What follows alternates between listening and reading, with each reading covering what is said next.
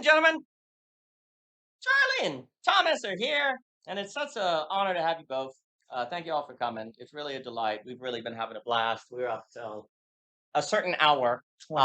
and it was actually extraordinary how much the time went by, and how much fun it has been. So it's really an honor to have you both here.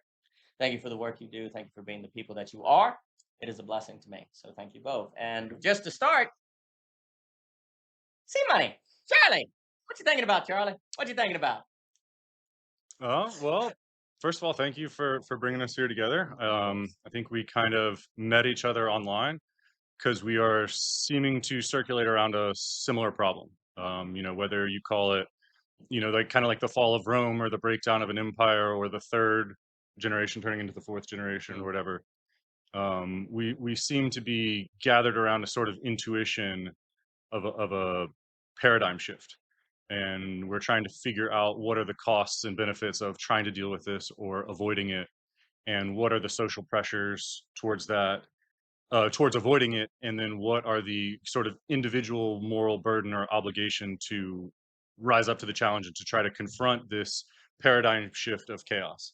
It seems like we're generally socialized into finding comfort and structure and order, but then at some point that neglects the greater nested biosphere that we rely on. mm, And so how do we then deal with the other? How do we deal with changing our own internal systems to match with reality versus trying to find consistency in our own systems that then almost ignore reality mm. or contradict reality? And so then where is the proper place to place attention and effort and energy in order to find integration in a world that seemingly is disintegrating? Mm, Something like that. mm, mm. No, I think that puts it really well. For me, that makes me think because I know we were speaking about the stakes of what we do. So Like, what are the stakes of what we talk about, what we do, and how? Yeah, I do agree that it's always kind of dangerous to overly state the importance of your moment. Like you can say this moment is different or it has some sort of historical, but then there's also a danger and just on principle denying that there are historic periods that have significance. I think the key is all of us on this idea that there's something very critical, apocalyptic in a kind of revelatory sense, kind of like a Calzer moment. I'll talk about the AI Calzer, referencing Alex and Andrew's work at the class of Parallax. And Jockin had an amazing class of Parallax on beauty. So thank you, Parallax, for everything you do for the classes we get to do. It's wonderful. But there's something about a feeling that this moment has a certain sort of importance. I think all of us come from the place, though, of seeing the key is that it's a kind of metaphysical crossroad. yeah, I It's think not, that's the key point. it's a metaphysical crossroad. It's not if GDP falls 10% or whatever. It's like basically the suggestion is all of the stuff that could happen. I'll just say the physical outside the metaphysical. It actually doesn't matter in a certain sense what happens there.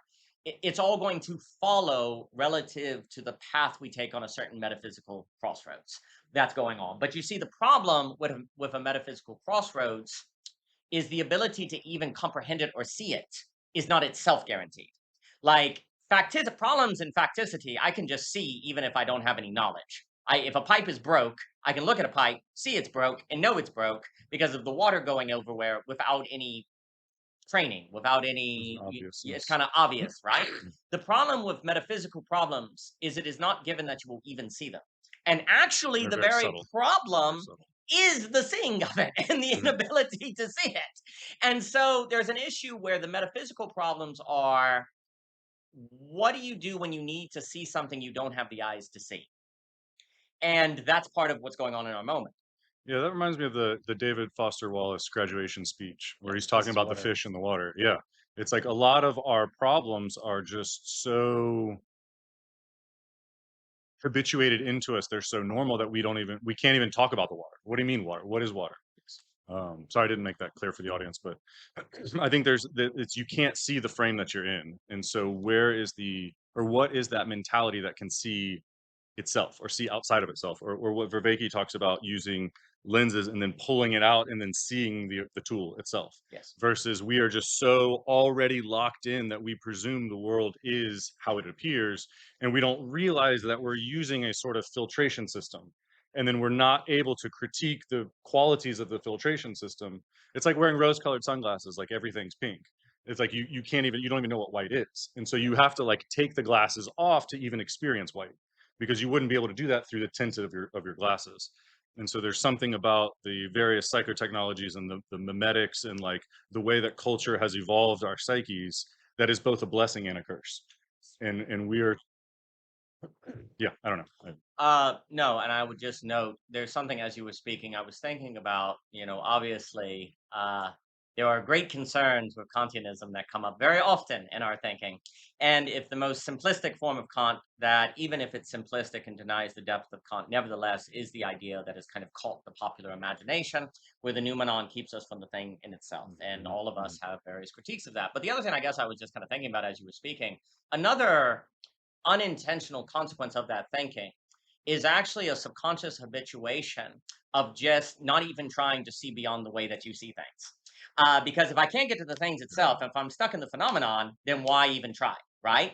And what actually that ends up doing is if you're stuck in, say, a horizon of interpreting reality, if you don't have the eyes to see what you need to see, you're actually subconsciously habituated to not even try to get them, because you'll never cross the noumenon and you can't get to the thing itself.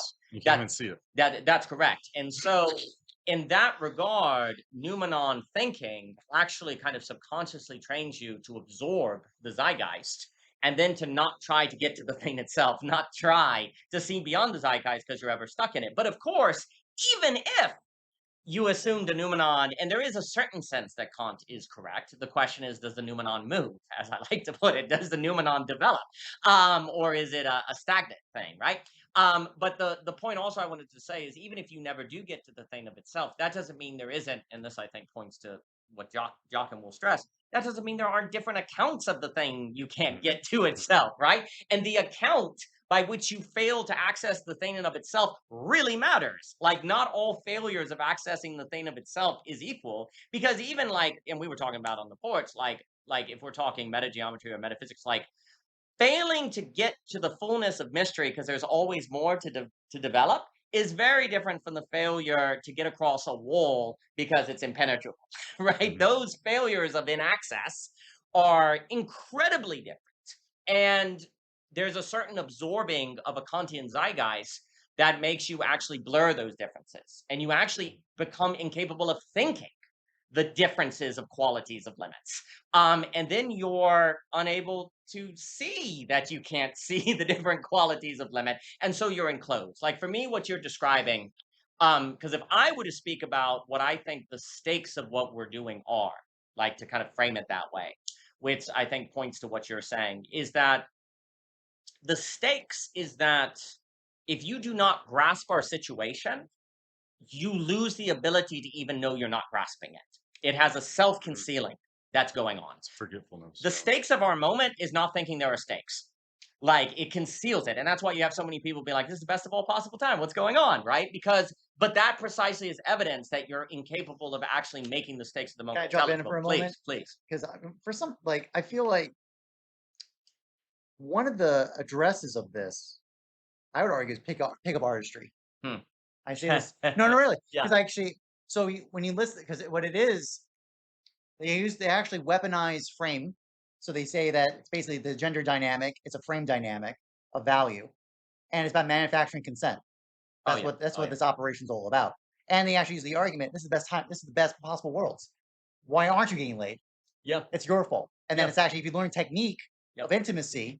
So see what's here, where what happened is they bypass the need for desire has been, the operation desire has been weaponized into this basically cognized operation of frame to then game the girls to get the gratification of their desires. 100%. But it always fails. Yes. Every single one of these pickup artists, if you actually ask their question, you actually see their what they do with this, all of them end in failure.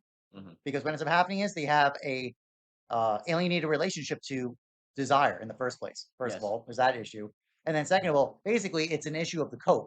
It's basically saying, this is the best possible world. This is the best relationship we could, like, dynamic we have. Yes. And this whole setting up it's using cognition as an operation of thought to then basically get what you want operationally. And it's bypassing the very deep, most important elements of the human. Yes. I think I just want to draw that out. Just like one of those symptoms, consequences of what we're talking about here. I think that's very good. That's because to me, when I listen to people who do the pickup artist stuff, there's a certain idea that deep, intimate relationships impossible. It's across the noumenon. It's not possible. Like real love's not possible. And basically, the stakes of our moment is that becoming your truth. Like if you don't think that, like the reason we do the work we do is because like the stakes are literally that becoming truth and good to accept. Can I jump in for Yeah. 1 second? Because the whole point is to be sympathetic. There's no other accounts. There's no other account. Like you should understand, like, there's no social order about gender relationship and No. intimacy and the social relationship order. This is the best. This is actually the consequence of it. An almost individualistic libertarian stance. Almost, you can make an argument of weaponized frame control Yes. and of desire. Your life cannot exceed your accounts. If your life cannot be any vaster or deep than the accounts available to you. And basically the argument would be that without philosophy of a certain character, you will be limited in your accounts. Now people would say, well, what are you talking about? I watched lots of movies, I got lots of books, no, they're all metaphysically the same. They all assume the same ultimate concerns, as maybe Tillich would say, the same metaphysical structures. And so they're not actually different accounts. Like there's an argument to be made is that you can't have different accounts unless you have different metaphysics. And then critically, the reason why what I'll call AB metaphysics or relational, these kind of things that we talk about, lack and so on and so forth, the key to that particular metaphysical account is it actually generates infinite number of possible accounts because every particular person is actually its own one of oneness of which can disclose reality in a unique way. Right? But you actually need a metaphysics that actually allows infinite one-of-one accounts that doesn't create chaos. And that becomes kind of the real sweet spot that basically in lacking, it's almost like doubly bad. Like you have just AA or self-relating metaphysics that becomes like the account you only have is that self-relation. And that in of itself can only generate manifestations of the same metaphysic over and over again, and there's no new possibility. So it's all cope. Then it's just basically all cope. And basically this work is about providing different accounts. And one of the things is just a side note, I do think literature is supposed to provide this, but I would make the very strong argument that basically for 50 years, well, maybe longer, very, very few works of art are not bound by an AA metaphysics. They're not bound by a logic of exchange. So literature and art are not providing new accounts. They're just providing different expressions of the same metaphysical account that leads to flatness and it's all transaction. And there's no possibility of ever deepening love, et cetera, so forth. When he was talking, I wrote down that life can't be deeper than the accounts you have of it. And there's something about what we've been talking about, how our culture seems to pull the ego to then create a conceptualization that then collapses and then pulls it down. And then there seems like we're kind of progressively narrowing into a progressively more abstracted and a progressively more disembodied way of viewing the world. And if you are constantly living in the world and you're building your experience through the perspective of an incredibly limited and narrowed view, then you actually psychologically don't have the bandwidth to empathize with your family or with your community or with the people you're trading and connecting with, your partners, your relations. And so I think there's something really important about a broad bandwidth of cognitive scope that is almost necessary for community. And then what seems like the typical way of civilization is splitting you and severing you and narrowing you and making you more abstract and egoic and representative and judgmental. And at some point, like the pickup artist that is pursuing sex because they have given up on intimacy, it's almost like the left hemisphere pursues its own gratification because it doesn't believe in conocer connection. And so we have almost socialized our mind to pursue further and further abstraction. And at some point that narrows the potential life experiences you have, that narrows your potential possibilities of how you can orient or how you can manifest or what you can become. And so the more egoic, the more narrow-minded, the more self-centered we get, almost inherently the less potential connection and relation and community that is available, because we are constantly living through narrow accounts and limiting our accounts and limiting our bandwidth. And I think that is actually disabling us, or cutting us off, or retarding us, or numbing us, or desensitizing us, or amputating us, or some other form of lack of wholeness, or splitting, or severance, or destruction, or degeneration, or something like that. Well, as you're speaking, so first, to me, I completely agree with all that, and it makes me so. Maybe what we can say is that, to start, the stakes of our work, I'll just say that generally, our work, is that failure to take it seriously means we all at best end up as pickup artists or hikikomori. That's ultimately what it will I mean, come it's down to. the Lucifer rebelling, just it's destruction. Yeah, Yeah, it's the we're all either same. going to be isolated hikikomori, It's the or same the theme. social. And I think that's actually very accurate, because the social for most people is defined basically by forms of pickup artistry.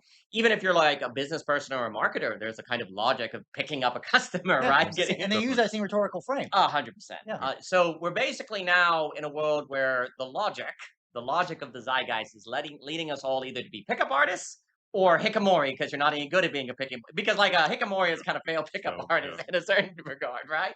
And or there's someone who sees the evil of the pickup artistry, so they isolate, say, I'm not going to do that. Self-exit. They self-exit. That's correct. So I think that's 100% the stakes of our moment. So if I were to talk about, I'll talk about for a moment, and then I will put Jockin on the spot, whose class on beauty is invaluable, on the stakes of reclaiming beauty, as you so work on, because I think that's extremely relevant. If I were to pick on the stakes of the social coordination mechanism, which we have been, really emphasizing lately.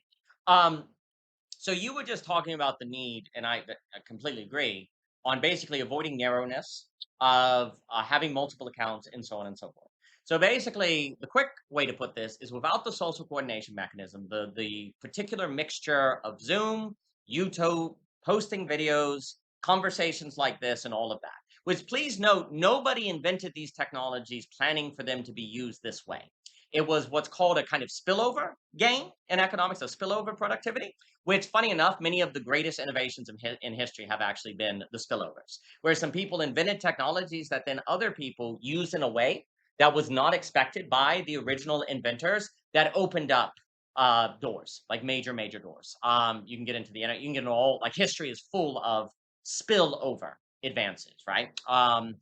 And the thing is, for me, like, basically, without the social coordination mechanism, the transaction costs and the logistical difficulty of gaining many accounts and not ending up in narrowness is too high for the average person, or for a critical mass of people, to avoid that narrowness, right? And it doesn't have to be that everyone out the gate avoids that narrowness. There has to be a gradual spread of the amount of people that are actually able to regularly habituate themselves to expanding their number of accounts, right? And figuring out how to do that. And that's a coordination problem. Because the other reason why there's a problem is, let's say you say, okay, I listened to that video and I need to get more accounts. So I'm going to start reading different books that I don't like, and I'm going to start doing things I don't want to do. And you would say, oh, that's good. And yeah, that's an advancement. But here's the problem. There actually is also a problem if you decide how you're going to gain new accounts, because the way you gain new accounts is actually still according to the logic of the previous account, right? So and like, how is the way that many people today try to expand their world? Travel. Like, they travel, they gain experience, they go to new places. But you see, they tend to go to these new places and not absorb the culture or put themselves. They're a tourist. They go through, like, I think Agambe talks about the new barbaricism, where people go through all these communities and gather experiences to talk about how enriched their life is, but they're not deeper at all. Like, in fact, there is not. They have no friends. They allowed more that? shallow badges. Yes, they do. And some of the most shallow people can be the ones who travel the most, because there's an assumption of depth in the traveling, right? So here's the trick. The way you gain new accounts actually can't really be according to your idea of what constitutes a new account. You have to put yourself in an infrastructure where you can be surprised by new accounts, surprised by different people. And that typically would be a place where incidental encounter could occur. For most of history, that was the town square, the church, the supermarket. But the problem is that tended to be pluralistically limited, because the person you happened to run into at Food Lion was probably a Christian just like you if it was Virginia or something like that. And that would be better than nothing, but it wouldn't be robust enough in its difference for that particular incidental encounter to actually create an account needed for the anti-fragility and thriving in a pluralistic world. And then, of course, if you no longer have a reason to go to Food Lion because you can just have the food delivered to your house, then the very lowering of transaction costs make the problem worse. Whereas the lowering of transaction costs in the social coordination mechanism increases the likelihood of incidental encounter.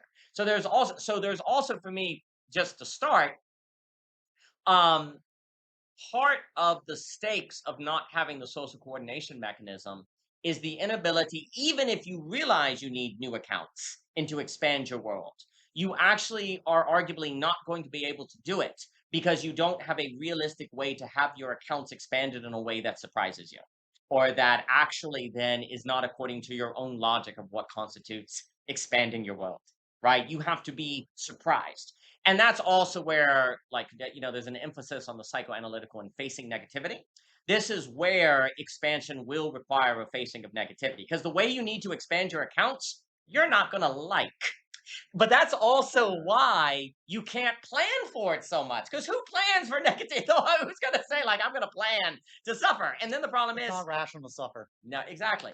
It's not rational. It's a non-rational thing. And then, of course, however you plan to suffer, like that, it's almost like everyone's now doing extreme sports, which is a kind of subconscious association of the need for difficulty. But the problem is the way that you go about difficulty fits within the frame of what makes a good resume for capitalism, or what makes most of your potential. So even this kind of emphasis on individual optimization and doing hard things is a logic of doing hard things within your idea of the hard. Well, the problem is the hard things for the sake of what? Yeah, exactly. Right.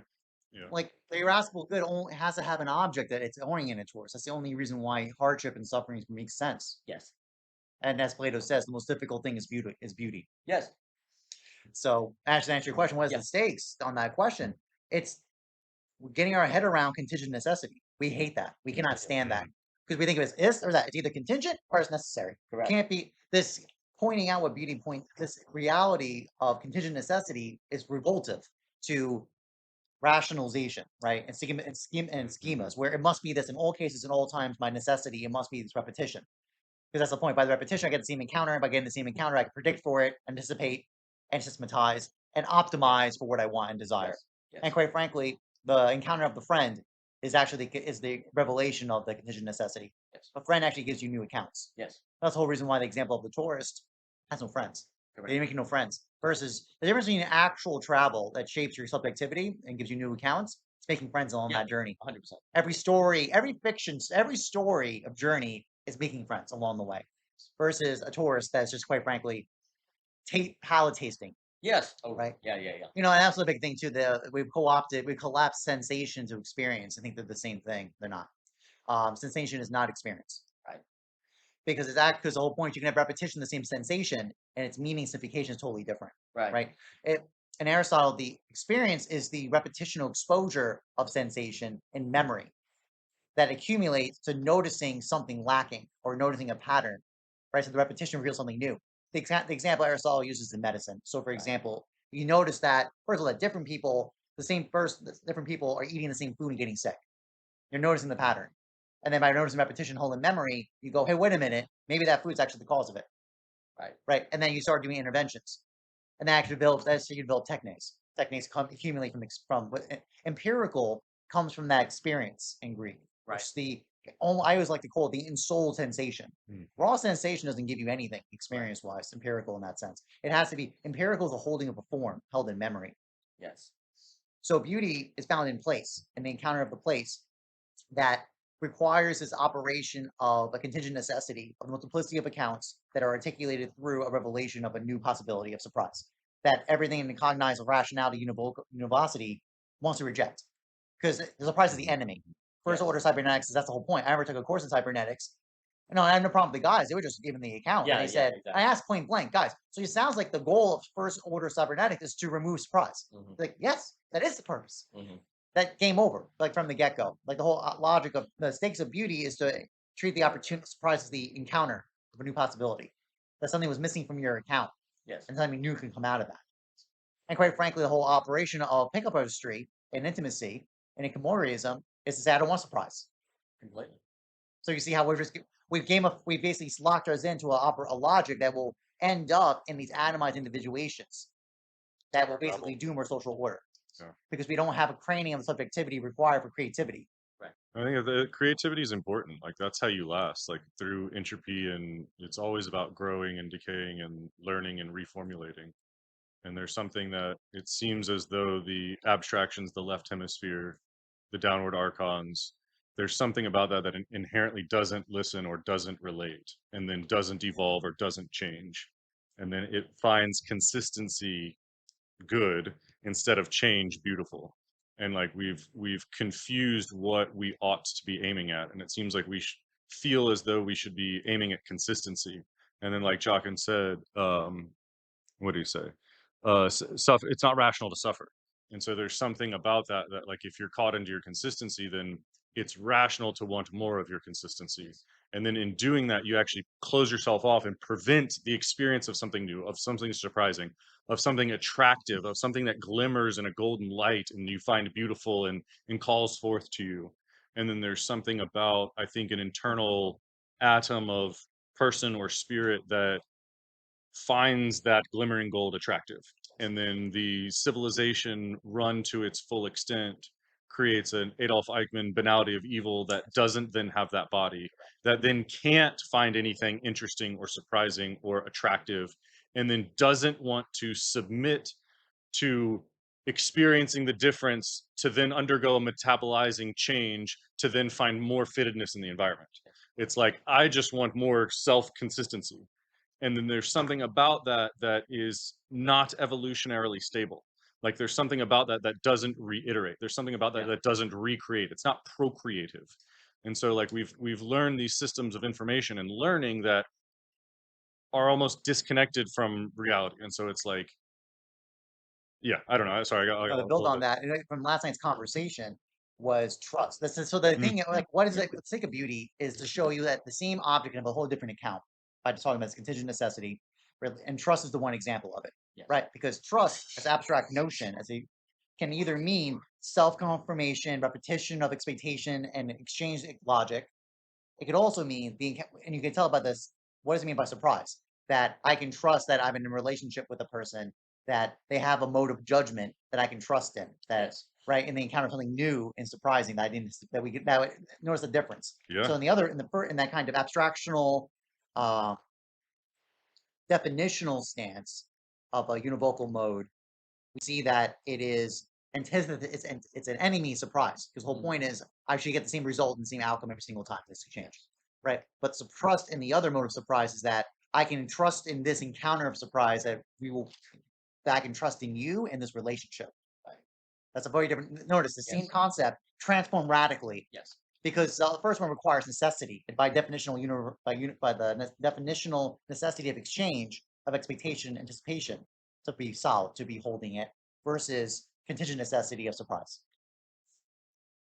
It changes the total orientation, right? One has basically negentropy, basically an entropy mode, right, of decaying energy. But you can tell it because of the requirement of exhaustion of articulation, right? So now the example is trust we have to articulate. We got to create more and more elaborations of the articulation to build the trust, to earn trust, right? Versus notice in the other mode, there is no necessary articulation. The speed of trust is actually achieved by the second mode we're talking about, which is present, which was always present, ever present, but forgotten, or just about. For me, basically, when we all talk about things like encounterology, and then the economic form of that is encounterism, and I know Bard and many people will talk about how capitalism is moving to attentionalism. I would like to say that the sublation of that is actually encounterism, where value is not simply attention, because that's kind of the argument. And Barnes, in his great book, will talk about how many people are now asking, why do all these companies spend so much money to get attention? And there's this idea that money is more valuable than attention. No, no, no, attention is more valuable than money. Like if I have your attention, if I literally control your attention, I have incredible power. Like, and basically the move of these companies to use their money to get attention is for them to trade money for power. Yeah. In a way. And then the assumption is if I have that much power, I can get all the money I want in the future. It will come back because I can control what you attend to, right? I would like to argue that the sublation of attention, and I think McGilchrist or Illich or Vey, when they talk about attention, are getting at this. The sublation of attention is an economy based on encounterinterism, the encounter with otherness, right? Because the mistake you can run into is if you treat attention as innately valuable, right? And of course, it is a prerequisite for all value because without attention, I can't encounter otherness. But the value of attention and certainly the quality it takes, does it favor beauty or individualization and Hikimorism? Because attentionalism could simply be, I have control over what shows I watch. Like I'm able to control my content and the content I make, which of course content is part of the social coordination mechanism. But it's very, very different when you say, but the point of saving my attention is actually for handling encounter and the quality of the encounter, which of course is the prerequisite for the gaining of new accounts. You have to encounter something, right, outside of your internal consistency. And so encounterism would be a socioeconomic system of which sees as fundamental value about the encounter and thus facilitating encounter and the ability to handle encounter. And then also the argument would be every single virtue, and I do think virtue ethics did this, and we just forgot. Every single virtue actually has to be rethought in light of encounter, not stable state. So trust is about not maintaining a stable state, but what happens in the encounter of surprise. Honesty is not maintaining the equilibrium of the happy home and never hiding anything that could disrupt it. Honesty is about holding nothing back in the encounter of the surprise and kind of actually then being honest with yourself of what comes out in the surprise and avoiding self-deception. Like honesty, I think, needs to be linked together with avoiding self-deception. But you see, you kind of in a way can't avoid self-deception in a stable state because if you're doing it, you also don't know that you're doing it, right? So honesty is a commitment to overcoming self-deception, but that requires the encounter to do it, right? Then, of course, being a nice person is not about do you maintain the equilibrium stable state. Kindness, which is a little stronger than niceness, is able to not be judgmental and exit when you encounter something you don't like. So there's something about all, like basically we're in the age, in my opinion, where basically all values and basically all thinking needs to be radically situated on the experience of the moment of encounter itself. Not simply an awareness is that encounter occurs, but what happens qualitatively in the encounter. And we basically need to redefine all of our virtues, all of our principles of being a full human being, what civilization is for, and judge the quality of a civilization. Like this would also be the radical claim. We have judged the quality of an economy and a society by to the degree it can maintain equilibrium, to the degree it can avoid surprise, and to the degree it can have a rising GDP, or et cetera, so forth. My claim is we need to judge the quality of a society by what it does in the surprise, in the encounter, in the unexpected. Likewise, the quality of a person is not judged in their daily average, per se, their stable state, but how they respond to the surprise, to the otherness, to the encounter. And you rethink value, and thus the basis of the economy, you rethink value from the ground up of the moment of encounter, of surprise. And then, of course, the argument would be is that basically without beauty, you're not going to have the energy to handle that. Like you're going to wear out. Entropy is going to take over. So everything has to be rethought from making the encounter primary. And then encounterology, to close, would be the study of every field in light of that. What does sociology look like if you take the encounter as primary? What does economics look like? What does literature look like? What is economic, et cetera, et cetera? Politics. Everything needs to be thought from if this model can't absorb the encounter, it fails. Which means rearticulation of place. 100%. Because that's the whole point. Because basically we want a cognization that abstracts away from place. right? And then we think that by being a universal, replicational, generalizable concept, it applies in all cases, in all situations. And therefore, there's no necessary, we can forget the particularities of the place in Adventure Finds itself. When it actually, that difference is actually where everything matters, is in that difference. So that's the whole point. The whole point is that this model, this work of abstraction in this way is incredibly useful because, but the key is, the catch in virtue is the operation of difference. That's the key. Is that actually in the operation of practical wisdom, phronesis, or even an example of applying justice with equity, you have to account for the difference, the error. So error is not something to forget or wipe away. It's to encounter and address. That's a very big difference, right? And it's very subtle. It's very subtle. So, for example, I was in a faculty showcase about how faculty are leveraging technology in the classroom. It's quite frankly, it's basically cops using technology to like regulate the students because they have not, we're caught in the old model of learning pre-AI, and the anxiety of the AI capture, right, has already occurred. It's already happened, and now we're just trying to mitigate it by treating symptoms. And the whole point is, they're using AI, they're using algorithmic logic to grade the students' work, and using quantification to make the assessment, what is knowledge or what is understanding, because ultimately they're trapped in the logic of understand knowledge is recall. And it's not to say recall is not important. You need recall so that you can do your higher level operations of thought, but that's the mode, that's the account. And any error in the algorithmic logic, that's what they think the addressing is. But that's a failure because it's not actually, because they're missing the actual question of what is understanding, what is learning. That's actually where the problem is. But no one wants to ask that question. No, because the whole point is that, see, the problem is because the mechanism is the grade. See, Yes.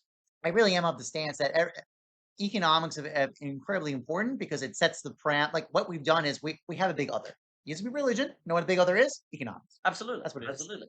Right. So as a result, like we've totally been captured by the big other symbolic order of any kind of measurement instrument.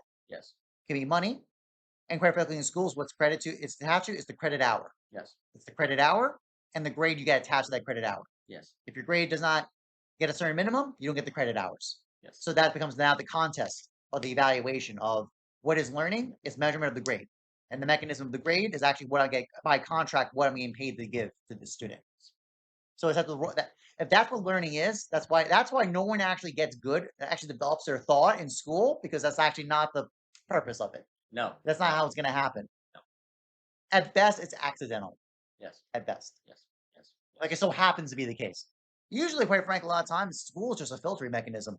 Like it was actually the process was the filtering of even getting to the school in the first place. Yes. But actually, in the school, there's actually no connection of the measure to the actual activity of cultivation of knowledge or talent or understanding or creativity. No. Because how would you measure it? That's the whole problem. What we have is a grade operation. Right. And even when they do the measurements, it's a quantification of some kind. In some mode, they will use measures of quantity. It's actually very difficult for professors to even think about how does discernment get assessed. Right. It's super messy. And that's the thing, we don't even have the account to even address it. Yeah, we don't even have the But this account, is what the virtue, this account of virtue, return to virtue is actually Yes. address this point. This is what we must talk about. Yes. And it's not to say that, it's not to say there's not going to be KPIs, key performance indicators, but those are secondary effects. Like those Yes. are, you've worked through the thought and we've come to the conclusion under this account, we know that when this is present, this is the consequence that typically tends to occur. Yes. And it may not, and it's always like, my nonprofit organization I run, I tell my chapter leads, like the people who run the chapters around the world, I was like, here's what you're going to do. You're going to diverse work shown. That's the measure. That's the requirement of that's what you need to focus on. And they're like, what? I thought it has to be people's attendance of the tickets. I was like, no. And I explained, I was like, it doesn't seem counterintuitive because you think, oh, if people are in the room, that's when it's a good event because there's people in the room. Right. No, there's good people in the room when there's diverse work shown at the event. Yes. And I can give you the Yes. model why that's the case. Yes. But see, that's counterintuitive because it's like, and I explained, when you have diverse people in the room, what happens is now you're giving a diversity of points of view. Those people have social networks. Those people are going to promote it. They have self-interest to promote the event. Yes. But then it's distributing it across a wide net that's not yours. That's not the current network. You're bringing in new people. So you have a certain ratio of new people and returning people coming to the events. Yes. And aggregation over time, you increase the network range of what your organization can do in a way that you couldn't do yourself. Correct. So then you get attendance in the seats. You get all the good with the beautiful. That's an example of it. because what it is, you have to go into, you have to project out into the one measure that gets you everything. Yes. But it requires this cultivation discernment. Correct. That's not in the linear order of expectation. There's a lot there you said is really important. First, on this idea of beauty and place, there's a sense in which without encounter, you actually don't believe in place. Like, encounter makes a place feel real. And one of the key characteristics of the modern world is the feeling that nothing is real. Like, even if people, when you ask directly, say that's ridiculous, it's in the air. Baudrillard, simulacra, simulation. Can I jump in for a second? Because I can tell you first, like, my father passed away early, at the beginning of this year. The very fact that most people want to flee from a dead body. Yes. You understand? Because the absence of life is the most reality of things. And absolutely, I remember me younger would want to flee away from that because you can't encounter the actual real in front of you of this place, this body right in front of you. That's correct. I just want to jump in and just throw that note completely. And basically, the inability to handle the encounter contributes to a feeling there is no place and nothing is real because it creates on a subconscious level, at the very least. And it becomes easier then in not handling the encounter basically to isolate and to basically insulate because there's not reality beyond by which you could access in a certain sense. So basically, there's something about the encounter that is necessary for a feeling that a place is real. And I think, just kind of anecdotally, there's something about when you go somewhere and there's like friends or people or there's quality, it feels like a real place. But when you go to a store and it's just transactional and you're just getting your information, it feels like background. Like, what's the difference between place and background? Background is where a transaction occurs, place is where an encounter occurs. And without an experience of place or a sense that place is real, don't be surprised then if relations aren't real to people, everything atomizes, it's individuated, and also critically, people become unaware of the role of background shaping their thinking. And that's where you get in trouble, which gets to what Charlie was saying at the beginning. And again, to just make it very clear, part of the stakes of what we are talking about is the idea that if you don't take seriously what we're talking about, you're going to be enclosed in something that is going to make your life mediocre, that is going to make you fragile, and you're not even going to be able to tell it's mediocre and fragile. You're going to think it's great. Like, you're going to basically, that is the stakes of metaphysics. That's why metaphysics matter, is because the human is the kind of being who is every single moment of every single day at risk of ending up in an enclosure that then you can't see, you're damned, you're locked from the inside, and therefore locked in nothing. And you're done.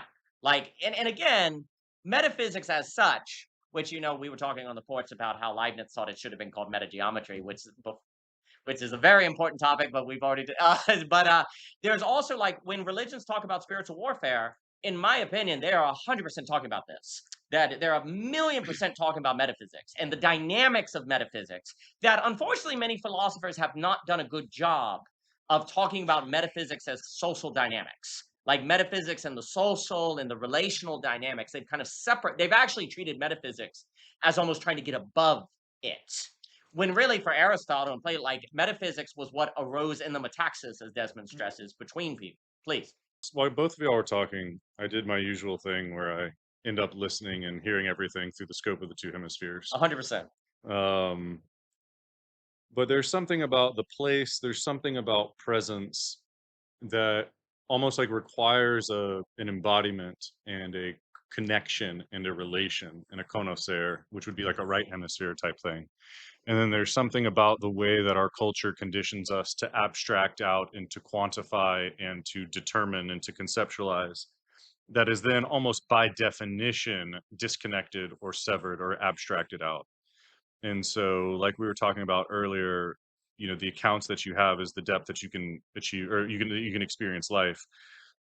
And as Homo embodied humus, sapien, abstract sapiential frameworks, as Homo sapiens, we are then enculturated.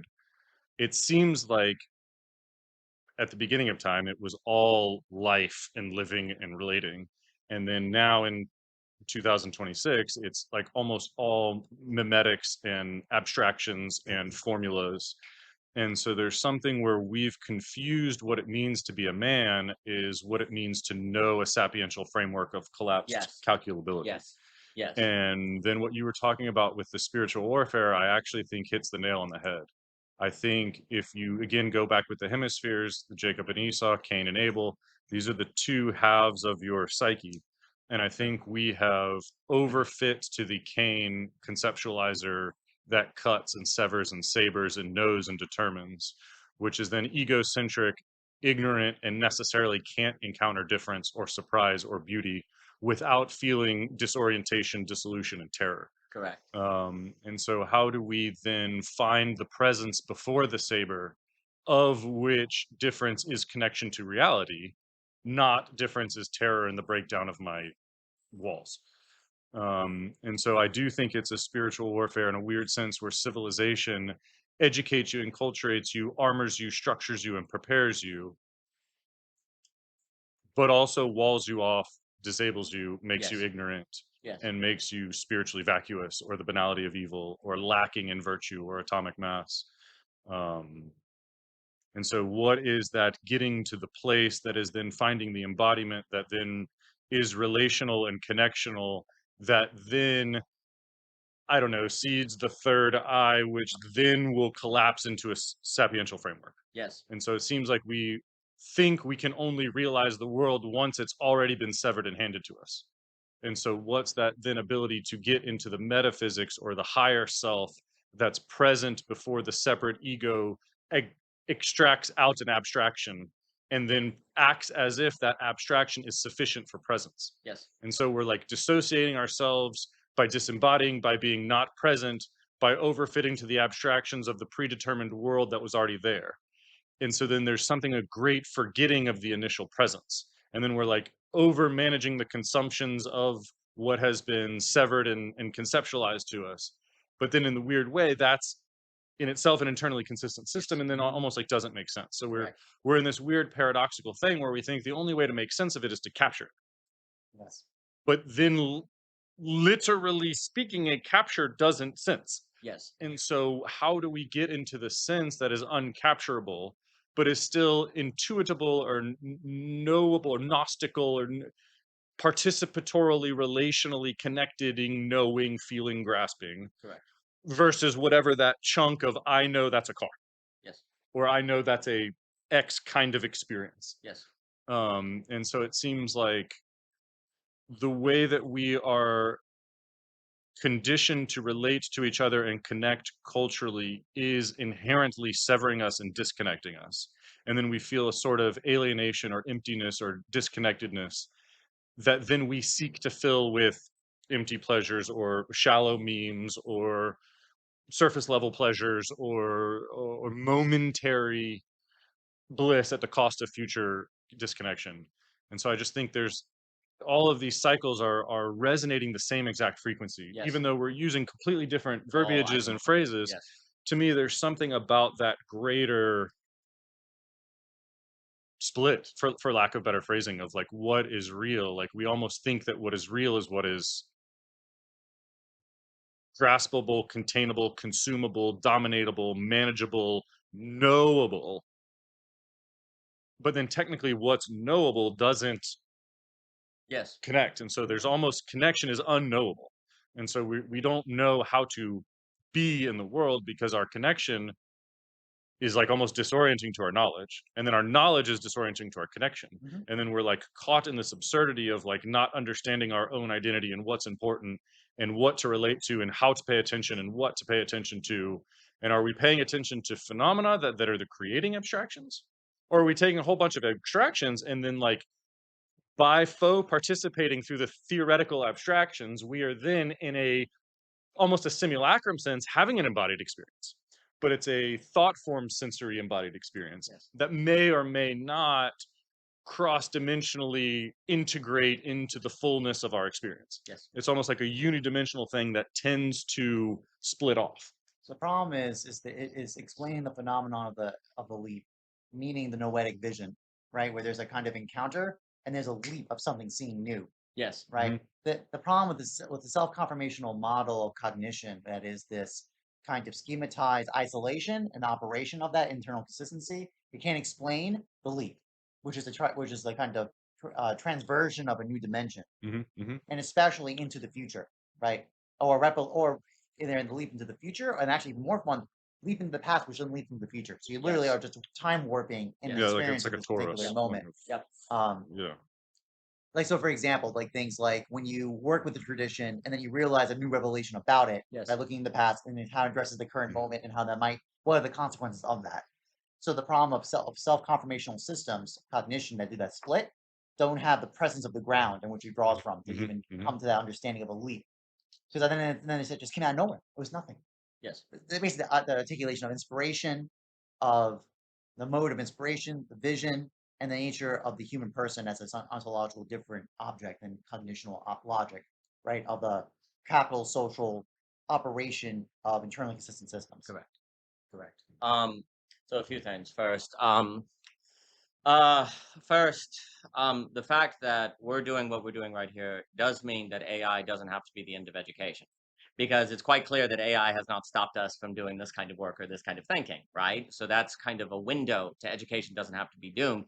It just has to be doomed as limited to a single account that requires quantification, right? And the system therefore says it must mean AI is the bad guy and overly demonizes AI, which, you see, again, AI is just the causer.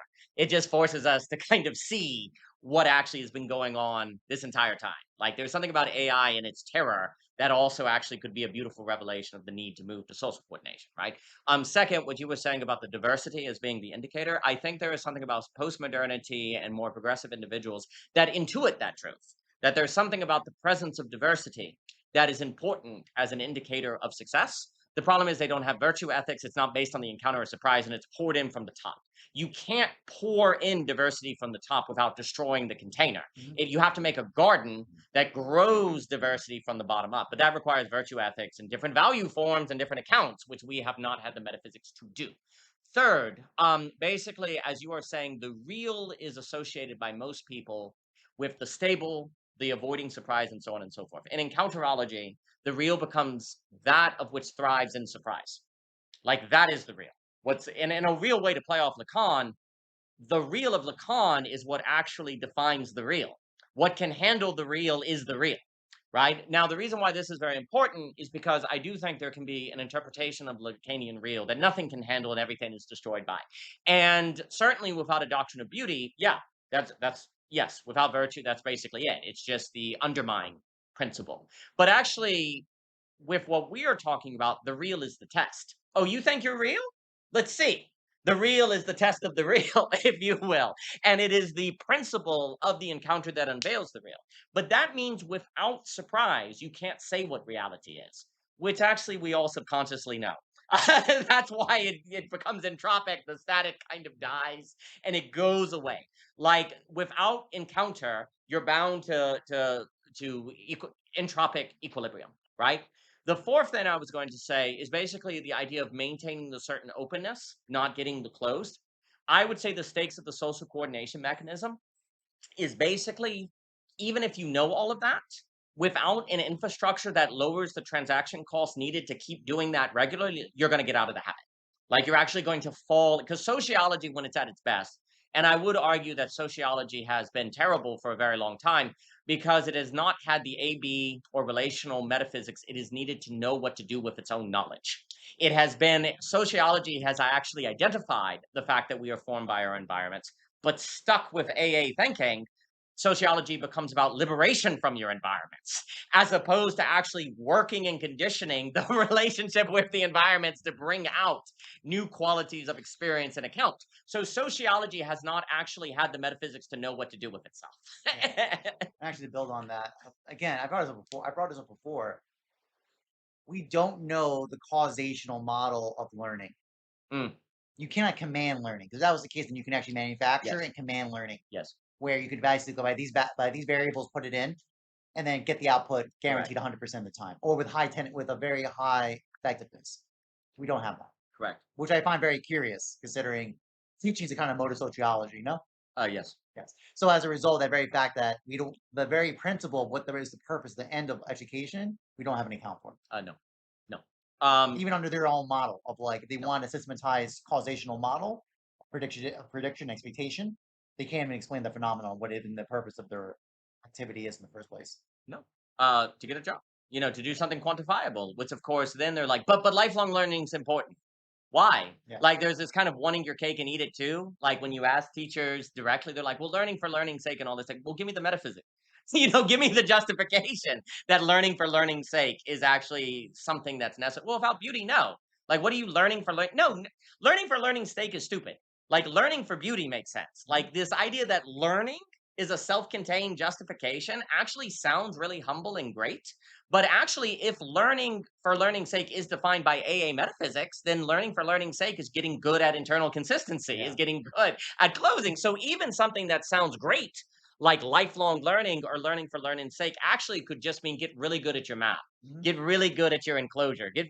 Get so good at your enclosure that if anyone comes out to try to shake you out of your dogmatic slumber, you can ignore them or interpret their warnings in light of something that doesn't make you change. Like that, like basically learning for learning's sake becomes get cunning, get crafty, and things like that. And I guess what I would also say is, to me, the end of belonging again too. So I've spoken about it a zillion times. Well, it's going to be about learning in the Robert Solow, the Solow residual and things like that. Because what you're basically saying, if Stiglitz, so there's a book by Stiglitz and Greenwald, I believe, Greenwald, that is called Creating a Learning Society. And the $1 million argument based on Solow, Kenneth Arrow that they're making is that so the question is the following: where does growth come from in an economy? And you would say, we all know that. No, we don't. Actually, it's a mystery. They want to argue it comes from learning. But the problem is learning has this mysterious quality. So you're saying that the growth of the economy is dependent upon something we cannot systemize, and yet the entire economy is in the business of treating all reality as only that which can be systemized. Yeah, that's key. Oh, really? That's a problem. So it's an internally consistent system that denies its girdle point. Yes. Right. Yes, it is. And for me, the reason why I really appreciate Stiglitz's work is because it is really doing really good work in order to show that learning is what causes growth. But here's the problem. Their understanding of learning is basically STEM. And it's not Bildung. It's not Nordic Bildung. It's not virtue. It's not. And so, unfortunately, the argument I would like to make is that their correct analysis, well, let me put it this way. If their understanding of learning is bigger than simply expertise in STEM, I misread it because I don't see that in the account at all. They remind me of Steven Pinker, Enlightenment kind of stuff. We just need to be more rational, basically. And the problem with society, and even when they get to the end of the book, and they actually do some pretty good work on talking about people have not understood the role of ideology because they haven't brought equilibrium. Like the point of thinking is equilibrium. And that kind of aligns with my thinking, is that most people are in the business to think to create internal consistency, not to actually disclose reality. It's about internal consistency. So I agree with them there. But basically then learning is about not doing that via STEM that calls that. Like they have a metaphysic that causes that very equilibrium. Right. And so for me, the problem is actually their correct analysis of learning as being primary for growth is actually just going to be Nicklandian accelerationism. It's just going to accelerate the equilibrium. The problem is because there's an assumption that knowledge operates on its own. Yes. It doesn't have desire, which is Aristotle's major claim. Yes. And furthermore, the main way that you create growth, and I think this is very important, is basically by spreading learning, not creating learning. Their argument is that learning travels inefficiently in the system, and that as a result, it gets kind of stuck. And they have very interesting arguments on you need protectionist policies in the economy against trade, because that forces nations to be innovative. If I can't just get all of my drones from like America or China or something, I have to come up with my own drone technology, and that creates creativity. And they do have evidence this is true. That actually, ironically, protectionism is why China came up with DeepSeek, because they couldn't get the GPU, so they had to come up with a better technology. So they're not wrong. I don't deny that shutting down free trade can actually generate creativity. But then the irony is, if it is the case that also you have to have free trade for the raw materials in order to actually make those innovations with DeepSeek, then you have a problem here. So I do not deny that limits generate creativity. What I deny is basically they can, in my opinion, they can only think the state top-down imposing limits to force creativity. I want social coordination where we encounter limits in the excess of being that generate excess limits, creating creativity, creating demand versus stimulating demand, as Keynes put it, because you know my big argument of Keynes is his theory conflates stimulating demand and creating demand. Likewise, I think Stiglitz, they conflate learning with STEM and not with nous, basically. And so they have a model of creativity and learning that is based on top-down imposing limitation, which then is ultimately arbitrary. Who decides the limit? Who decides the tariffs? And of course, there's always unintentional consequences, such as multipolarism that dramatically increases the likelihood of death and war and stuff, because you remove the McDonald's arts theory of deterrence, as Friedman will say, right? So great, it's all trade-off. So how do we like get learning and creativity in the way that Stiglitz is talking about without imposing limits? The only way you're going to do that is the limit is based on the very fact the map is not the territory per se. There's a limit to the map that is not imposed, but because maps are things of which cannot entail the territory. You see what I'm saying? So the limit is not something imposed by the state or legislated. It is in reality itself, right? And basically what we have to do is have learning be in relation not to the fact that I can't have access to NVIDIA's GPUs, but to the fact the map is not the territory, and I'm being encountered and surprised by things I cannot explain, and I learn how to handle that limit. That, in my opinion, is actually, if the average worker in the economy is actually capable of that, that's when you're going to be able to create growth without having to bring back protectionism, which increases the likelihood of World War III. And basically the economists now, I think Stiglitz and Greenwald, they're exactly correct that everything comes down to learning and creativity. And then of course, Solo and Green and Arrow were pointing in that direction. But the point is, their only way to generate learning is the top-down force of limit. That means state. That means the state is in control and all of that stuff, right? And furthermore, I would strongly make the argument that then learning and creativity is ultimately in favor of just STEM. And basically, it's actually, in my opinion, means that learning is for productivity, but not creativity. And there's a difference between those two. Distinction, yeah. And so they're very good at and I actually think the mistake of economic theory is conflating production, productivity, and creativity. Production is basically the supply chain. Productivity is basically efficiency gains, appropriating the maximum productivity curve of a firm. And creativity is the generation of a new form in general, like a new account, right? And the argument would be that a diverse ecosystem of accounts, like you're saying with the event you were talking about, that is the environment that creates creativity. And then my argument would be, and I'm making extremely massive claims of economic theory that are massive and would have to be justified more thoroughly. But my argument would be is that without sufficient creativity in the system, whatever productivity is there, distinct from mere production, is going to, it's called the productivity plateau. And plateaus are very well studied by Solo. There's always this idea that productivity eventually straight lines, and then worse yet, the productivity gains are captured by the rent seekers. Mm-hmm. And so whatever productivity gains there are, just go to all the people who own the AI. And that's unfortunately right now probably going to happen with AI, is without sufficient creativity in the system, then you're going to have massive gains in productivity, that flat line, and then the gains of that massive productivity is going to be zero sum, not zero sum, and it will go to the people that own the AI. If you want in order to keep productivity from flatlining, and therefore R is greater than G, as Piketty says, you need to have in the social ecosystem sufficient creativity by which to actually be finding new ways to use the AI that those people didn't expect. In the same way that the social coordination mechanism is thanks to people coming up with new ways to use the technology that they didn't do. But we have to actively use it in favor of the convivial versus the manipulative. And the last thing I'll say, and then basically, I don't think you're going to do this without a robust conception of the beautiful.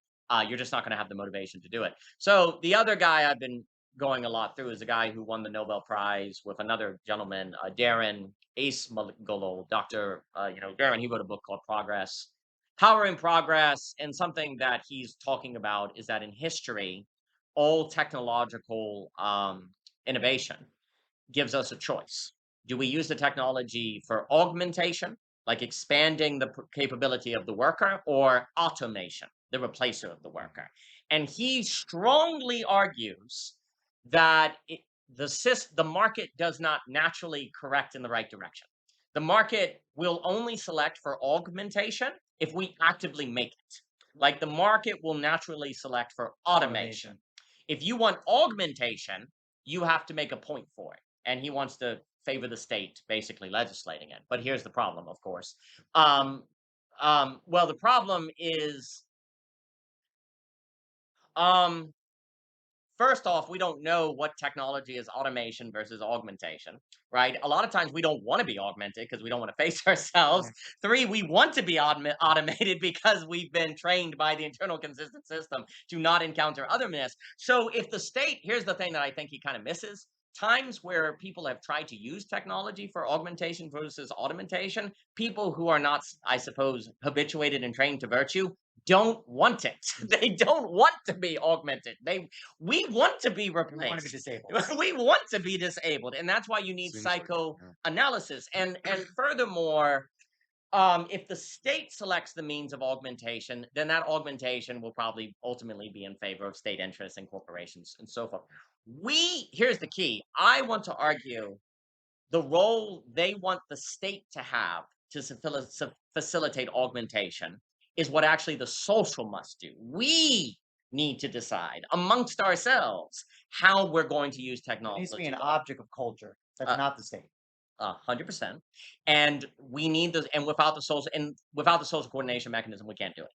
And also, furthermore, without a robust conception of the beautiful, we don't have the motivation or even the idea to do it. So a lot of these economists, for me, and it's no different than Piketty. Piketty wants to correct the mistake of rates of return on capital being greater than growth via state intervention and all of that.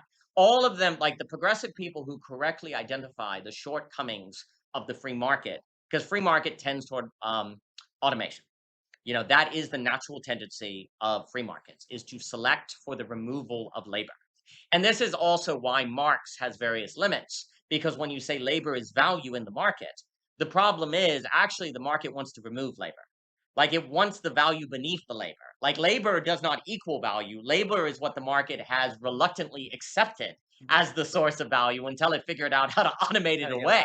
Yeah, so labor doesn't have, like the market is like, it's an illusion. Like labor's like, we have the essential value. The working class revolution against the market basically assumes the market requires labor. And the market's like, no, we don't. And so then gradually it automates it away. And the best thinker on that is the Australian economist, Stephen Keen. He's very good on doing that work. But the point is like, it is completely true that the market selects for automation. But it's also just a mirror of what we select for naturally. We select to automate ourselves out of agency. The market just gives us what we want on a metaphysical level. This is interesting because, Agathon's quote, poetry of that, fortune, basically, art loves fortune, fortune loves art. He's actually playing, what he's doing is actually playing on the rhyme in Greek, because there's touche and techne. The Greek is very similar, so then rhyming. So what I'm bringing up here, in terms of the technological logic that Heidegger points out, it's a divorce of what was the other. That's towards automation, right? We think techniques with automation kind of lines up perfectly with that trajectory. What we're bringing up is the other side of a possibility, but it's technique related to fortune. Yes, 100%. Right? Which is the opposite. Which is, we kind of gave it when we talked about this morning, the difference of the contingency of a dice versus the contingency relationship to card playing. Very important. Right, which is related to memory. Yes. Basically, dice are non-conditional, so there's no memory. There's no effect. There's no change over time between one dice roll and the other. Cards, there is. Yes. There's memory because there's actually an operation of the lack present in the deck as you draw the cards. This is why people can count cards. Yes. So the whole point is that when reality is operated under, when technique and technologies are operated under, frankly, automation, which is that dice throwing operation, that's what we got, what we have now. What we're positing here is another operation of technology, which is the other side, which is fortune in this case, which requires, and for Aristotle, that requires proaiasis. It needs to be entities with proaiasis have contact to fortune and chance in that way. Yes. I completely, and just as a quick point, basically without the movement of the market is going to ultimately it's going to be dice throwing, and it will eventually land on automation. and that'll be the end of the game. Basically, the game of dice will end. Where the social is where you're treating the market more like a deck of cards. You're trying to like increase your fortune to augment, but you don't know ahead of time how to do that. So where you locate the randomness, if you will, is in the encounter. The dice is in the sense in the encounter, but then it turns out that you actually can judge values, and then you begin. It actually turns out that it's a deck of cards. But the initial, I guess, this is what I'm trying to say. The initial experience of allowing encounter feels like dice. Yeah. And actually, you could argue without virtue, it is dice. That's the problem. Without judgment of discernment, you actually don't learn how to count cards, and therefore it practically is dice because a deck. You need a relation to the telos. You need what is the stake of? Yes, that's right. You need that's the two parts. Proasis and telo, and what's called it's a reka, which is for the sake of. That's the 2 requirements Aristotle says for fortune. Yes, because a deck of cards and dice are practically the same without a certain skill, without a certain capacity to make the deck actually fortune. There is the possibility of a skill, but that's lacking in the cards, right? That you bring to it, like the bronzesmith, right? So that though requires people who are educated and formed to be able to so operate. And if they can't, then then the experience of encountering other is a dice throw. And maybe it's fun, maybe it's not. But basically, most of the time it's not, because you need like very particular conditions in order to bring a certain depth. Maybe, let me put it this way. In order for an encounter to be thriving, the dice need to land on 2 6s, okay? For it to be okay, nothing bad happened, but it was mediocre, it can land on basically 3s. There's like 20 probability distributions. For it to suck, maybe it's less than mediocre, but it's still there. So probability would say that the likelihood of random encounters being good is very, very low. Can I jump in a note on this? Because actually, it relates to social relationships. So in anonymous societies, it treats relationship as dice throwing, meaning there's actually no requirement of social order independent of this engagement. Correct. Right? Versus meaning I could do unethical actions to you. I can be actually a bad actor with you because there's no consequence, because there's no memory. Versus when we have a social relationship with memory, it actually does matter. Yes. In terms of my actions to you in any particular moment, because it holds in memory. Yes. I'm going to remember this relationship. It's going to have an effect in the future. Yes. I just want to draw that out because actually that's a very important element of modern society. So modern society's tension is because in terms of low trust societies, it's when it operates like a dice throw, where every social relationship is just a dice throw. Yes. Like could be good, could be bad, could be neutral, but it's all a dice throw. Actually, it's irrelevant, the memory of the encounter. There is no memory. Correct. Versus in card playing dynamics, it does matter. Yes. It actually really significantly matters. That just came to my head instantly. In terms of like, that actually matters a lot, which orientation we talk about socialization and society and social order. We do operate on the assumption of dice throwing in most cases. And it's interesting because then it's actually then I think counter examples would be like ratings of people in your Uber group, for example. Right? We use the rating mechanism, star systems. Yes. To try to mediate that. But I wonder about that. There seems to be a tension about that, isn't there? But they themselves have a certain randomness unless the people have a discernment of value. And if their discernment of value is pleasure, then actually high rating could actually mean opposite bad. It could just be worsening your comfort. It's games. Because typically then you just operate on the gaming to get that based on expectation to get the 5-star rating. Yes. So it's actually not an encounter of the friend. There is no encounter of the friend. It's just transaction, just another mode of it. Yes, it's the quick point is that it's like what is winning the dice throw? Winning the dice throw is smoothness. That it's randomness aiming for smoothness. So even if you win at the dice, you don't gain anything. It's random, and then the victory is nothing. Can I share an example of this actually? So I am on Rate My Professor. So please go check me out. I am an average professor. I have 3. We want to know why that is? All 5s, all 1s. Yep. Polarizing. Yep. It's actually kind of beautiful. Yeah. Like literally, it's an inverse curve. It's so magnetic. I actually kind of love it actually. Yes. That's a great example of it because that's the point. Yes. Is that technically, if I was just looking at the quantity, I'm a mediocre professor because I'm a 3. Yes. But when you look at the second order population, you realize, oh my God, this guy's like either amazing or he's a 1. And why is I a 1? Yes. Because I demand rigor of my students. A-hole. Yes. I'm a hard ass. Why is he so judgy?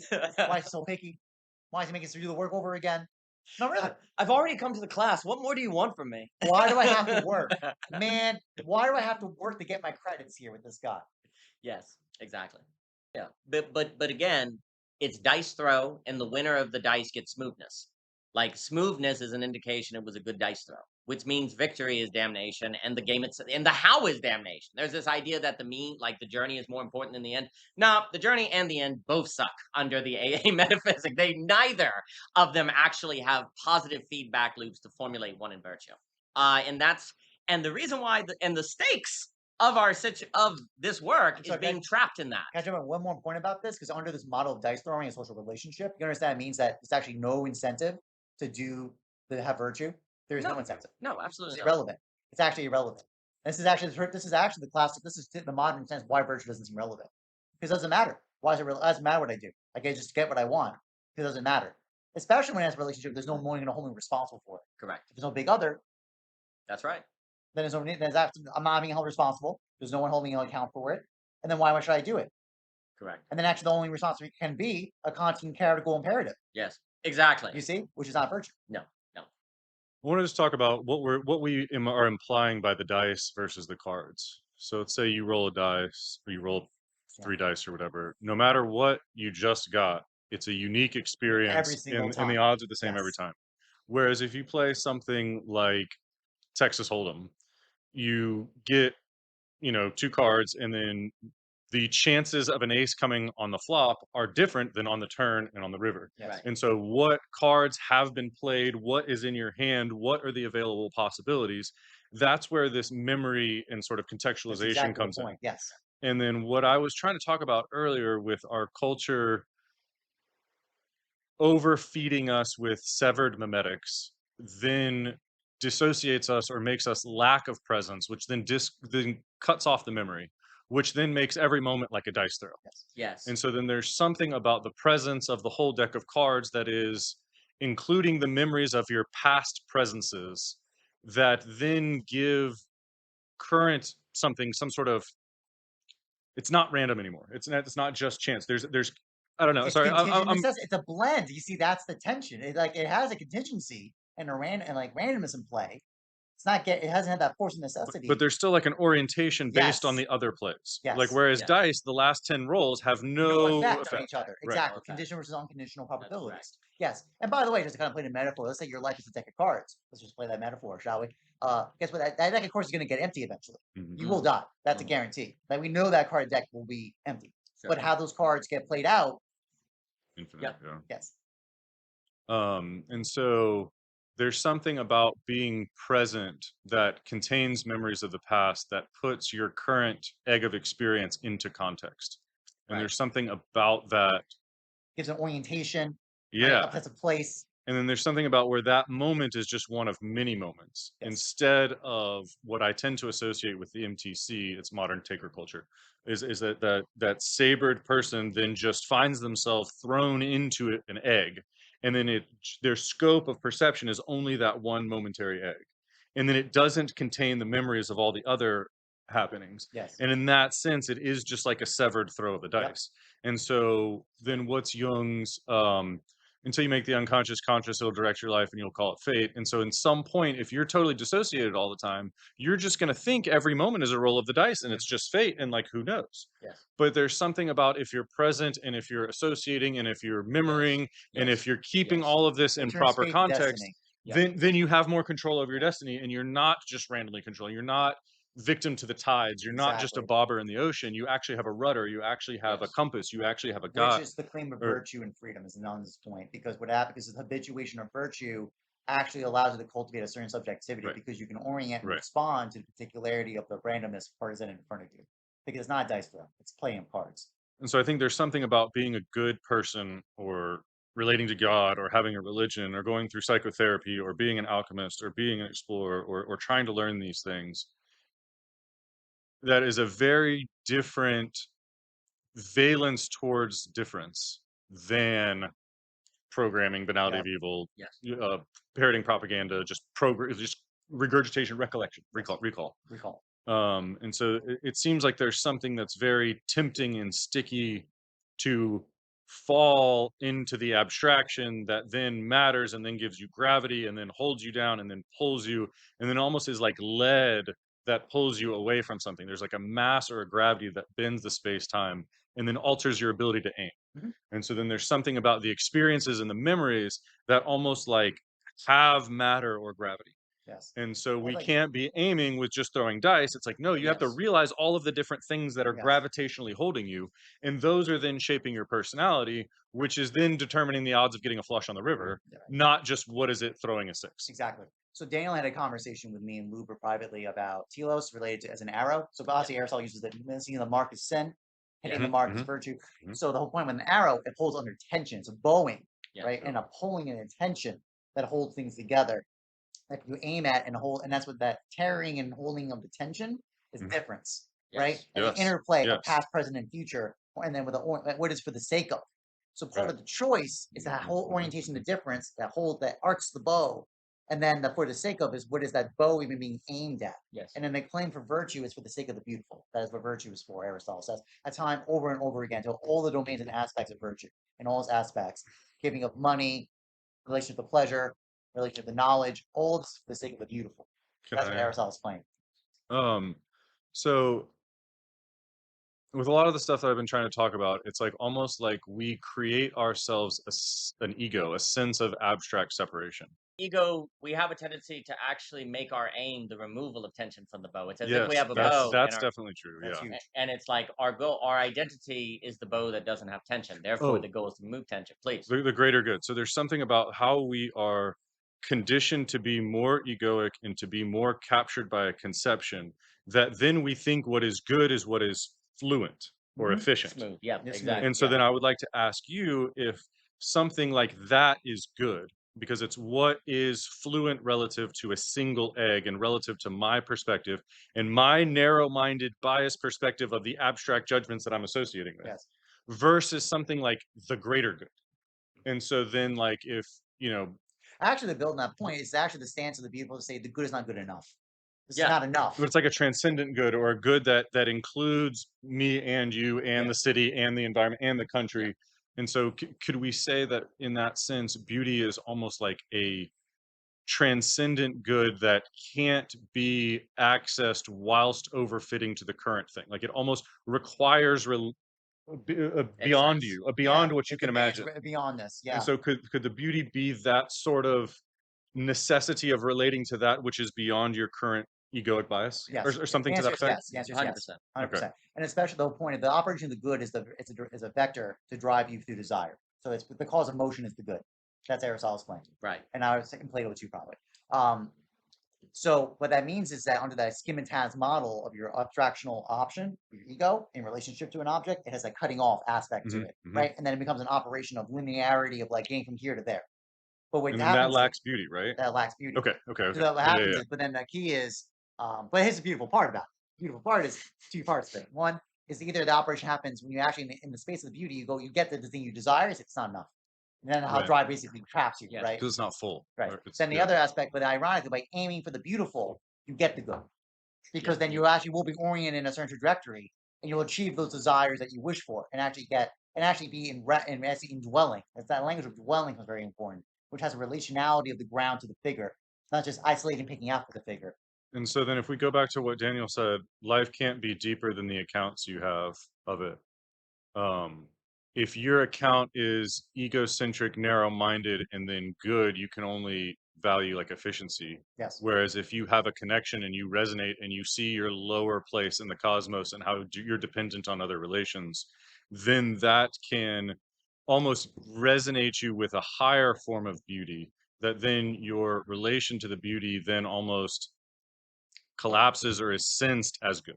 Is that what you're trying to say? Like, by aiming at the beauty, you can experience good, but by aiming at good, you avoid beauty. Put first things first, you get second things. If you put second things first, you get nothing. Now, the example I gave before about even a quantification of like my nonprofit, that's an example of it. Like, if you got to get the first things first to get the second thing. If you aim for diverse diverse speakers, you get the second thing. But if you just aim for get people in the room, butts and seats, don't do the first one, you're screwed. You're done. You don't get a beauty. You only get goodness. And this seems to be that same mapping of left and right hemisphere, where the left hemisphere almost receives the abstraction. Yeah. Is that? Yes. Yeah. Yeah, well, the I good can receives see the it. beautiful if you have the beautiful, but if you don't have the beautiful, the left has nothing, and it's going to confabulate it has Yes. substance when it doesn't. Yeah. Yeah. So then how do we deepen our consciousness? How do we broaden our scope of Exactly. consciousness? How Yes. do we expand that? How do we have a greater atomic field or something like that? Well, my argument is without the social coordination mechanism, the transaction costs are too high and you won't. Like, you're not going to do it at an amount that is sufficient for the demands of global pluralism. Like, you could have 50 years ago, say, gone to church, and that would be sufficient to make you open for otherness because they're going to say, hey, forgive, hey, don't judge. And that was sufficient. But in global pluralism, the demands are much higher in order to do that.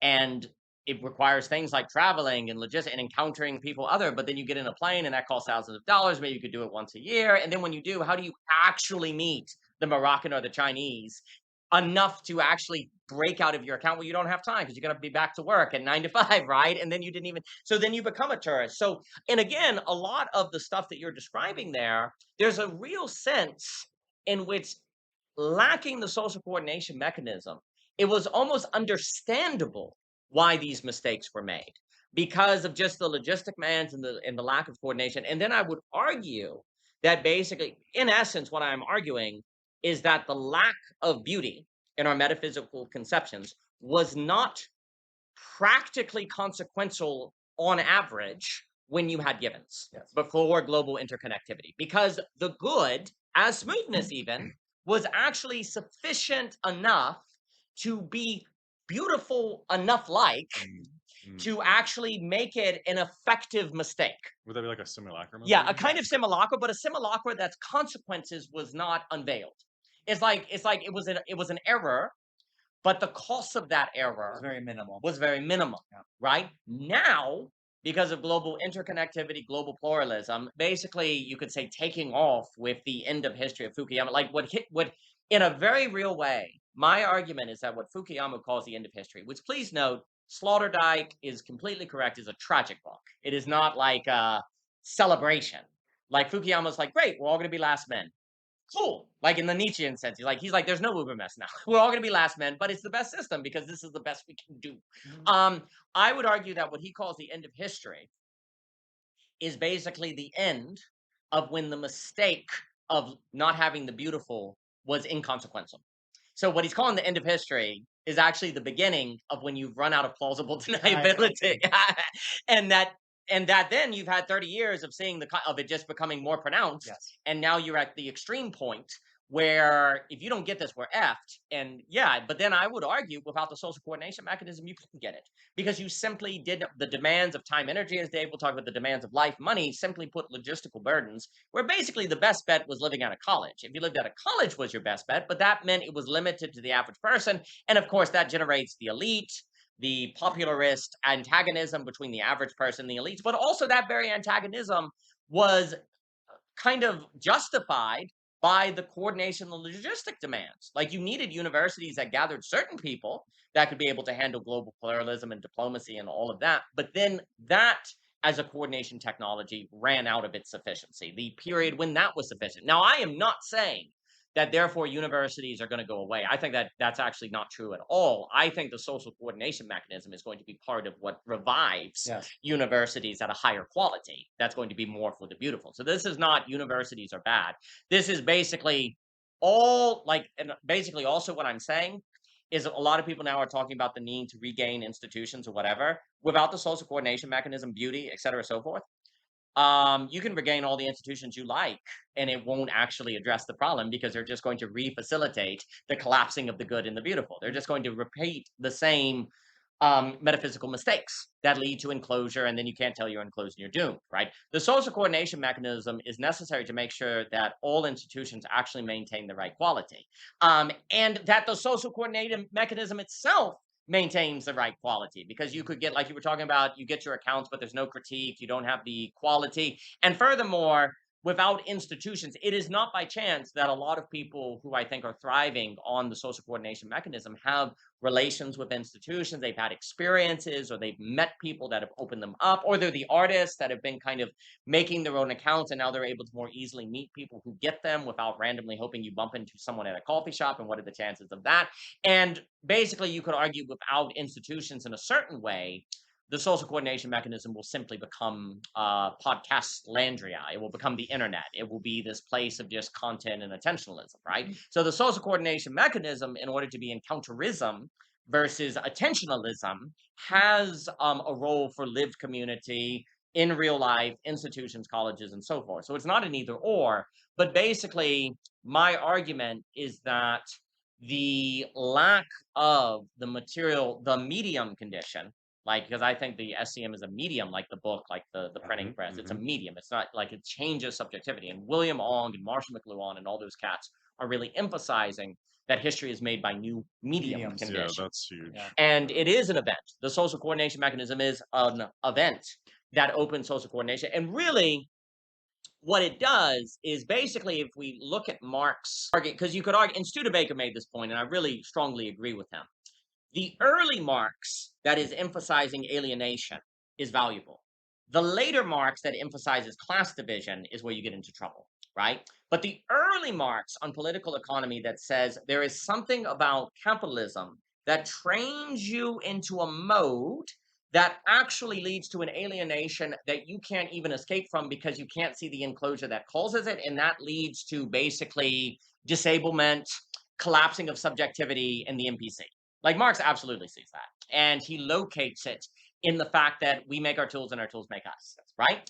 And so then he also wants to emphasize the material condition. The line between the ideal and the material, there's not the material makes us. It is, and it does. And he's completely correct. But the problem is basically his way of dealing with it ultimately becomes, well, basically taking down the bourgeoisie, the material dialectic, and that the state would dissolve as superstructure. And that's not the case. Coratani is correct on that.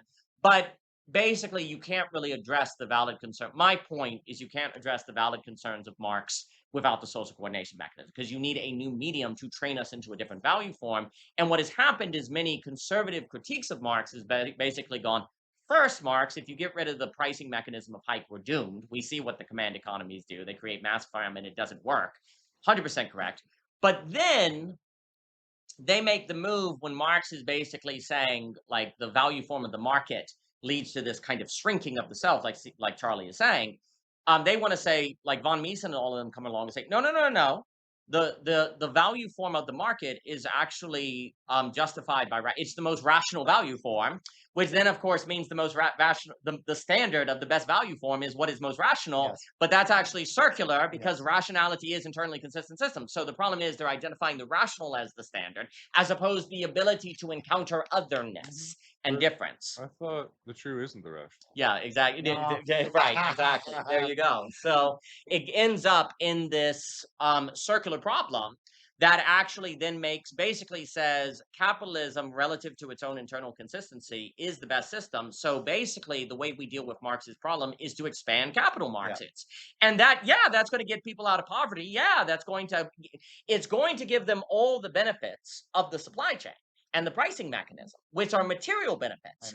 But then Marx's whole problem is the very mechanism of solving material problems, because he's a huge fan of capitalism as well. That's what people forget, is that he says, no, the problem is our current means of dealing with material problems sets people up for massive spiritual deficiencies. And the promise of desire. Yes. And that's what he's identifying. But then his means of going about addressing it is an AA revolution against the AA logic, and therefore it just strengthens the AA system. So it doesn't actually, it doesn't do anything ultimately. Yeah, my brain's been going all over the place. I got like 12 different things rumbling around. I don't know, just going back to memes and memory, and there's something about being present before the collapse that then biases the memory based on your unique embodiment, versus something like a top-down receiving of formula is almost a form based on how a different body interpreted that. Yeah. And so there's something about modernity that fills you with saber, which is top-down pattern without bottom-up material embodiment, And then there's something about that that is, I don't know what the word is, dissociating or is not connected or is severed or is pulled apart. And so there's something where we're enculturating ourselves to be severed. And then Yes. we're Yes. not present, and then we're just throwing dice. And then in that ignorance or something, we then lack responsibility, or in that obsession with the saber, we're then disconnecting from the conocer. And so with human knowledge, we're ignoring godly intuition, or something like that. There seems to be a cost. And so my point in all this is it's almost like the stance that you take determines the kind of embodied presence you have, and the embodied Yes. presence you have taints the kind of memory you Yes. create, and then Yes. the kind of memory you create then pre-filters and biases your potential future understanding of the world. Mhm. Like that's what limits the UV rays, and then you can only see the rays that you've previously determined to limit, Yes. or something like that. And so then we are co-creating ourselves through memory, but there seems to be a cultural conditioning to almost build yourself off of dead wood, like a Pinocchio being built by Geppetto, which is like an empty Jiminy Cricket that's just giving you empty platitudes. But you actually have to go live in the world and fail and sin and go to Pleasure Island and break down and become a donkey and Yeah. all of that. And then by doing that, you exercise that. And then that's how you become a real person. Real boy. You're not just built with Yes. these abstracted wooden dead things. You go through some sort of an alchemical process where you burn off the dead wood, and then that becomes live. And then again, Yeah. metaphors, and I got way too many No, different no, things no, going that's on, but perfect. there's something about presence and memory and connection that is meaning and significant and connects you to a greater good. And then there's something about just the moment, just the egg, just the facticity that then is almost dissociated. And then you want to find that good, but then that actually disables you from a greater good. Yeah. And so there's like a sort of the quality of memory then is the quality of the medium, which is then the potential depth that we can experience life, which is Yes. what we talked about earlier from the Yes. beginning. Yes. And so I don't know, something about the quality of the medium almost requires a presence, which then almost depends on a virtue or an atomic mass or a person being present. Whereas now we're almost just giving automatons computer programs, and then it doesn't matter the monkey pushing the buttons. It's just the fact that the buttons Its are being fungibility pushed. does not matter the person operating with the thought. And so then what is that person that is present that then makes a real memory that then actually has a conscience of living structural stability? Not what is this empty, banal computer program of Pinocchio of dead wood that was given by Yeah. the father culture. Yeah. Generally, I would say it's basically the question of when the person, it must be this person. It must be this person to give this account. Mhm. Right. So that's the strike versus when it's just an operation, when it's fungible. It could have been you, I said it, you said it, or Daniel said it, and that's fungibility. Right. So that difference makes all the difference in terms of who's like, why does it matter when it has to be this person with this account, this moment? Makes all the difference. So that requires a different kind of relationship in terms of biographical information, memory, relationship, right? There's like that aspect of it, but also the whole point of like one can say when Hegel's reading Aristotle and reading the tradition and giving his new account of sublation, right? Only Hegel could give that answer, which Right. gave a new account, which then gave a whole new understanding and, orientation. Sure. Like that's very different. And then notice that's very different from Hegelianism, Yes. like Kant versus Kantianism, Yes. right? Where the isms basically grab that abstraction, like that generating thought, and then abstract with it as an and then use it algorithmically, right? Where it's fungible, right? And the whole game of isms, of Kantianism or Hegelianism, is to synchronize, converge into this one model reproduction that anyone can reproduce it. And you're validated by your ability to recall the model, versus working with tradition, working with an account, and generating must be from your particularity point of view something anew. And as just very quick, I think a way to think about the difference between, say, Hegel and Hegelianism, Kant and Kantian, is the ism doesn't go back. Yes. The ism just keeps going forward. Yep. Whereas, like, if you're actually doing a reading of Hegel that's in the spirit of Hegel, you go back to Plato. Yeah. And you actually try and not just go back, but go under, put yourself under Plato. Not say, I'm going to then put Plato under Hegel. You say, I've got Hegel, and now I'm going to go back and put Hegel under Plato, if you will. And there's this going back. But the ism, a thing becomes an ism when it leaves the memory behind. Just to build on that, so the point is that you almost treat Hegel as a friend. Yes. Who read Plato. So yes. how did Hegel And what do you think, Hegel? Yeah, exactly. That's right? 100%. And you go, oh, I now understand why Hegel thought that. Exactly. I see. Yeah. I That's right. see how That's Hegel correct. thought that. That's You correct. understand? So now, That's actually, correct. from a multiplication of that, you start developing your own thought. Yes. Because that's my whole process of learning Yes. too, by the way. Yes. Yes. So I had Aristotle, started with that. Then I went to Plato. Actually, went to Aristotle, then I went to Al-Ghazali, went down that way, and Thomas Aquinas went down that route, and then I went to Plato. Right. And I thought through, oh, I understand. I see what Aristotle came from Plato. Like I resaw like other accounts Absolutely. by coming with it.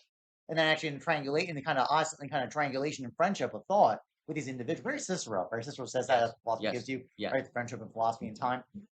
You generate your own understanding, which is my own kind of operation of synthesis relationship of Aristotle Plato, for example, which is something different from either one individually. An ism forms when a person doesn't do that. Yes. That's when an ism forms. And basically that's when a flat equilibrium enclosure forms as well. Like in your life, like when you do something like that isomorphically in your life, you don't go back to something, then you don't have memory and therefore you get enclosed. So that practice in reading is actually the very same structure that the subject needs to do to avoid enclosure in their own life. And that's where in that way, learning how to read is learning how to be human in a certain way. There is something here about memory. Without memory, you can't have form because you can't go back. And what makes, and I know we're on the porch, we're talking about metageometry. I'm doing, and just like talking about the American Civil War, but it's like what happens, what makes this cup have a determination? There's a certain coming backness. Let's say the making of the cup started here. If the top of the cup, when it gets to the bottom, doesn't come back to the top, you don't get a cup, right? So in a sense, you don't get form unless there's a return.